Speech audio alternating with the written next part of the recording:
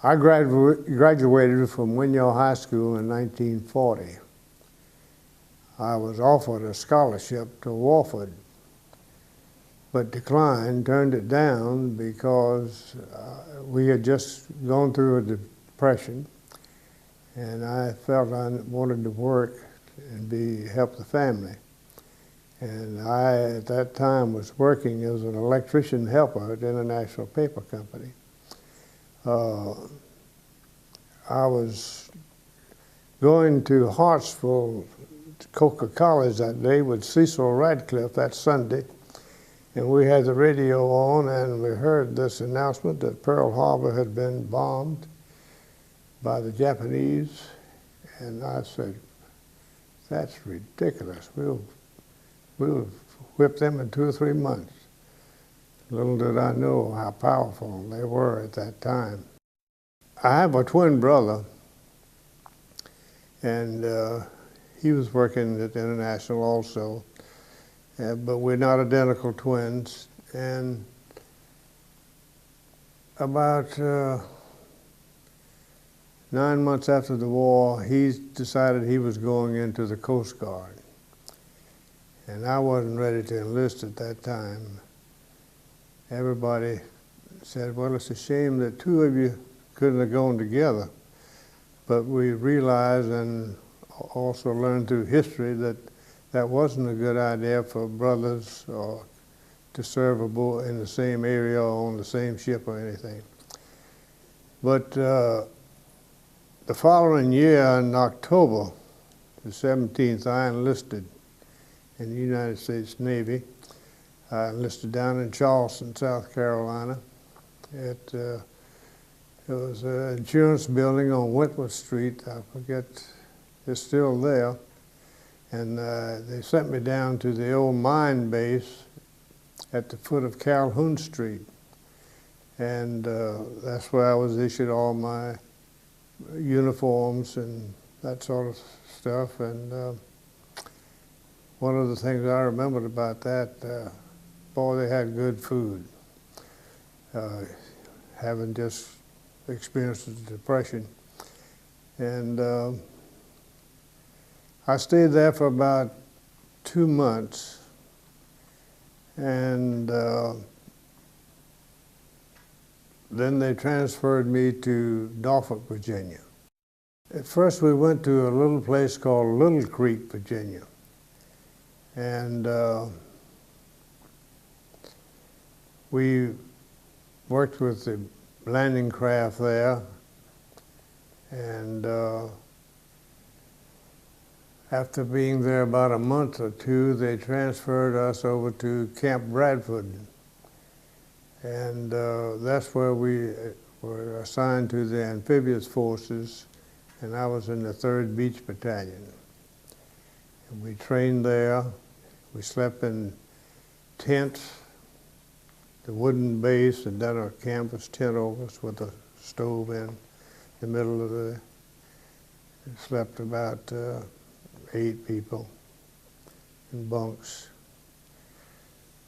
But we trained there for a while, and then we went down to Fort Pierce, Florida, and we had further training down there. We were given the opportunity to drive a vehicle called the Ducks.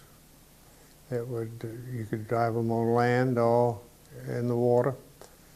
And that was a trying experience. The mosquitoes were terrible down in Fort Pierce, Florida. But anyhow, we came back to Camp Bradford, and we went aboard ship then in Norfolk, Virginia. I was assigned to the USS Harry Lee, APA-10. It was an attack troop transport. And we went down through the Panama Canal around to San Francisco, stayed there a few days, and then we went into the South Pacific, or into the Pacific. We stopped at Honolulu for a few days and then went on further south, went down to Auckland, New Zealand, and down in that area. And we picked up some troops Marines, the 2nd Marine Division, and we had maneuvers with them, getting off the ship and coming back aboard with our landing craft. Then we headed to the Gilbert Islands. There were just a few of us ships in our group, but the morning that we made the invasion at Tarawa, I got up that morning and there were just hundreds of ships all over the place. Navy dive bombers were diving on this island. It's just like a movie. I said, no one could certainly survive what they're doing. And when the time came for us to get into our landing craft, we were scheduled to, we were in the 5th wave. And the boats would go in waves ashore and unload and move out. We never got in the first day. Our landing craft was LCM. It was a little larger than the personnel carriers. It was capable of carrying a tank. But we got a hit with a shell of the engine roof cover and going in that morning, and well, we all got down in the bottom of that thing, in that LCM. But we never could get in that day, so we just circled out in the water all night. Our group, and the next day we went ashore at Tarawa. It was a little landing strip made out of wood on the water for seaplanes, and everybody was hunkered down on that little pier. And as we approached, you could see all the Marines who had gotten shot underneath this pier and just hanging there. It had been several days, so that they were dead, of course. And it was the first time I'd experienced anything like that. So we were on this pier, and at night a helicopter would fly over, and we nicknamed him Washing Machine Charlie. What he was searching for, I don't know, but we didn't smoke, we didn't have any cigarettes where he could locate us or anything like that, or any lights. But we stayed there 2 or 3 days, but I did go inshore where they were fighting. You could hear them fighting on this island. My chief electrician wanted me to bring him back a rifle. Well, I couldn't find anything like that. But I did see a lot of dead soldiers and Japanese and Americans. And by the way, they were using the flamethrower, and I saw them using that. They just put that flamethrower in these openings and just turned it on, and that was the end of them. But after 2 days on this pier, 2 or 3 days, they moved us over to an adjoining island. And then we stayed there for 3 or 4 days, and then went back aboard ship.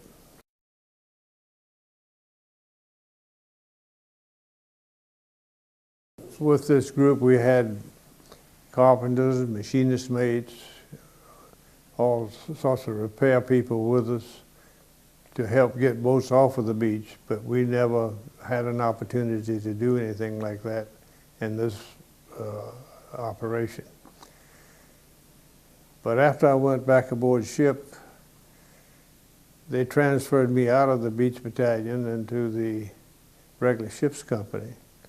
But I went with them, of course, on a lot of invasions after that. We went to the Marshall Islands with Kwajalein,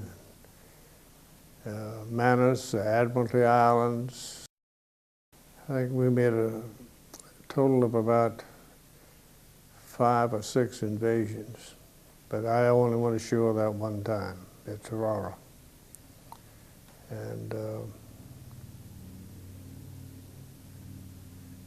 at night, aboard ship, we'd turn on the radio and listen to Tokyo Rose. And she would try to get to the troops and the sailors. She would say, "We know you're coming and we'll be waiting on you. We were ready for you," trying to demoralize us. But we just laughed. I learned a lot from this experience. I think it made me mature early. And one of the things that I noticed while I was in service, I noticed that in order to advance in rank, you had to have a good education. I thought a lot of the officers who were over me, I was just as smart as they were, but I didn't have a college education. So I decided when I came back, I was going to get a college education. I came back to the States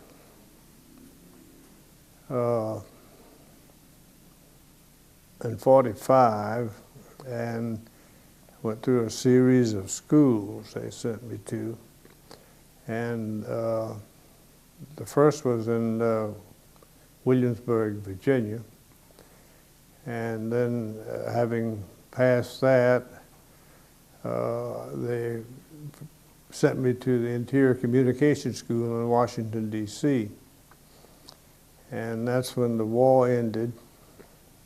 And they took us out of school at that time, but said, "If you will stay in the service, we'll promote you to chief electrician." I said, "Thank you, but I want to go pursue my college education."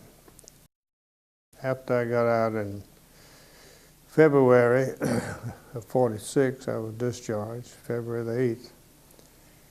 I started school at the Citadel in March of that same year. I had only gone to school about 6 months when we were painting my mother's house, and I started expectorating some bloody sputum. And I went to my doctor, Dr. Bell in Georgetown. He made an x-ray and said, "You come back next weekend from college." I did, and he told me then I had tuberculosis. So they put me in the Naval Hospital in Charleston for 3 or 4 weeks, and then they transferred me to North Carolina. It was while I was there that I got interested in medicine. And when I got out of the hospital, I met a good friend of mine in Georgetown who was in med school. And Dr. Mann, Billy Mann, and he encouraged me to go into medicine. And I will always be thankful for that, because I changed my major and went into pre-med and later to med school. Went to Wake Forest Medical School, graduated there in 1955. And then I went to MUSC for my internship and residency and finished there in '59. And I came to Georgetown that year. Some said, "You don't want to go back to your hometown to practice, do you?" I said, "Yes, I do." And we've been here since '59, and I practiced here. I had an office practice until 1994. And I'm still doing a little work even now, working a couple of days a week. And it's been a wonderful experience, and I enjoy it very much.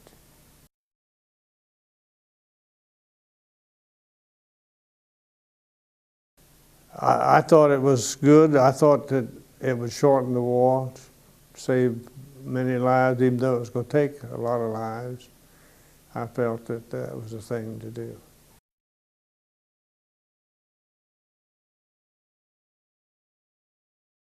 I feel that the Lord has had his hand on me as I look back all through my life.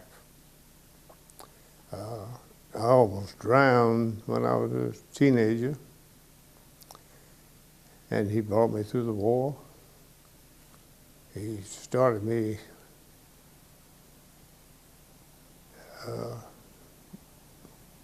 I think that everything that happened to me, he was guiding me into medicine.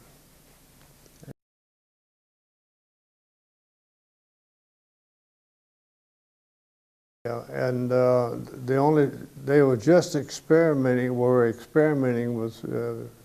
drugs at that time. But they treated majority of us with what we call a pneumothorax. They would inject air into your pleural cavity and collapse the lung and put it at rest, sort of like a cut on your finger. The more you move it, it takes longer to heal. So you just put the lung at rest and let it heal by itself. And I had that for a couple of years after I got out of the sanitarium.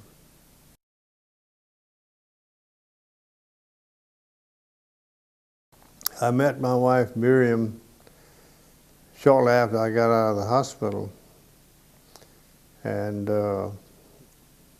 I started the school at Sydenham. I think I had gone maybe 6 months. No, yeah. I'd started back to Sydenham, and maybe gone about 6 months when I met her, and we got married. It was a short courtship, only about 6 months, and September the 19th,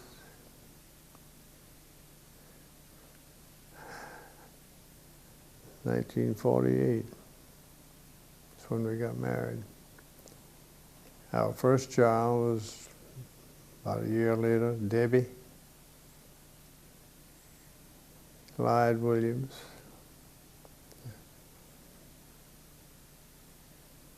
And then Cliff was born January the 19th.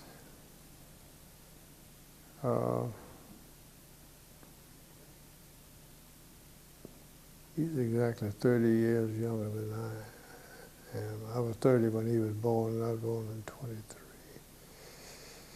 in 53, I guess, 53. Cindy, our middle daughter, Cindy Pepper, that's her married name. Cynthia Ann is her maiden name. She was born in July the 15th of 55. Jeff was born in October the 15th. I can't think of the year right now. And Laurie was May sometimes in 66. Miriam, my wife, was really born in Owendale, and her father moved to Georgetown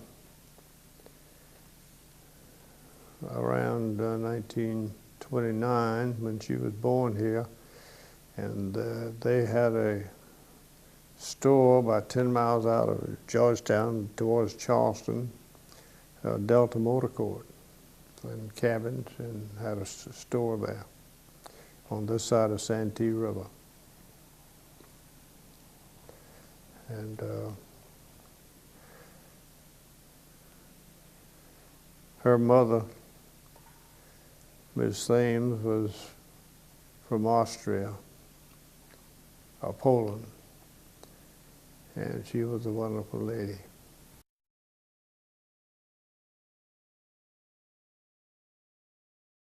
We were all huddled down,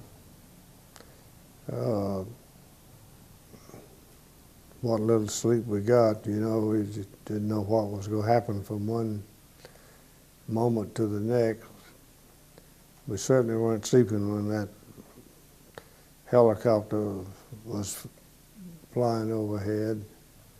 A couple of times when we were on these maneuvers, we would be attacked with the Japanese Air Force, and our gunners were, of course, shooting at them, but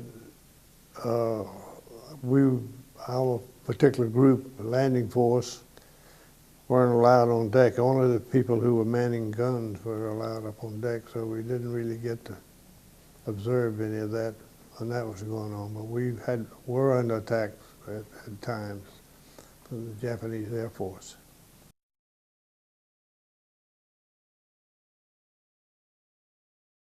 It was you know, the talk was they were going to take it at all costs. If they had to send the ship's company out on that, they were going to do it. They weren't going to back down. It was a tough battle. You mentioned the gunners, it makes me think of one thing. When we were at Tarawa, they had one battery on one end of the island. I forget which end it was on now. But every now and then they would fire a big shell out towards the fleet. And I guess we'd moved in pretty close and getting ready to send the troops in to disembark them. And this battery fired from the shore, and this big ball of fire was coming right out towards the ship, and everybody started running. I said, "Where are you going to run? You can't get off of the ship."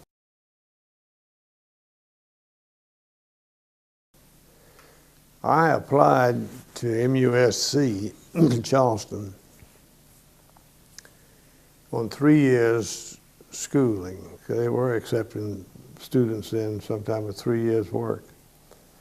And that morning that I went for my interview, they gave me my chart, records. And you know, being real curious, I turned to open the front page there. And there was this letter to the doctor who was interviewing me, Dr. Waldron, the pharmacist, that this student is bad risk. He's had pulmonary tuberculosis. So they turned me down. So the next year I said, well, there's no need to apply back down there again because it'll be the same thing. So I applied to Duke, Syracuse, some other place, but I got an interview at Duke first. And within 2 weeks I was accepted. I had a letter that I'd been accepted. Then as time grew near for me to enroll and go to school, we went up to Durham and bought a home. And the VA, of course, they had two programs, the regular disability program, and then for your disabled veterans, they had another program, Public Law 16. And in Public Law 16, they paid for everything. Of course, under the regular thing, you had 4 years. And so the VA said, can't pay for your schooling at Duke because Duke requires that you do 2 years post internship before they'll give you your degree. And that means that we'll be tied up another 2 years paying for your college. And we're not going to do it as long as there's other schools that you can attend. So I went to the VA in Winston, Salem, and talked to them. And they said, well, that's the way it is. So let me call over there and see if they have some places open at Wake Forest, at Bowman Gray. He called, and Dr. Van was the doctor in charge of admissions. He said, you ever have 5 spots? And I'd come over tomorrow and I'll interview him. I was visiting my sister then, Winston-Salem. Wilkesboro. So I went over the next day and saw Dr. Van, interviewed him. He interviewed me, excuse me. And he said, well, we'll let you know. Well, I waited a week. I hadn't heard anything. Maybe it was 2 weeks. I called him. No, we haven't made a decision yet. Waited another couple of weeks. No, we haven't made a decision. I had applied to Wake Forest before, and when I was accepted to Duke, I wrote him and told him I was going to Duke. And he knew all this. They would just let me cool my heels. But they finally said, yes, we have accepted you. But I had some friends who were going to school there. One of them was a nurse in the VA hospital here in Charleston when I was there. And he said, gosh, they told us the first day that you were here that they had accepted you.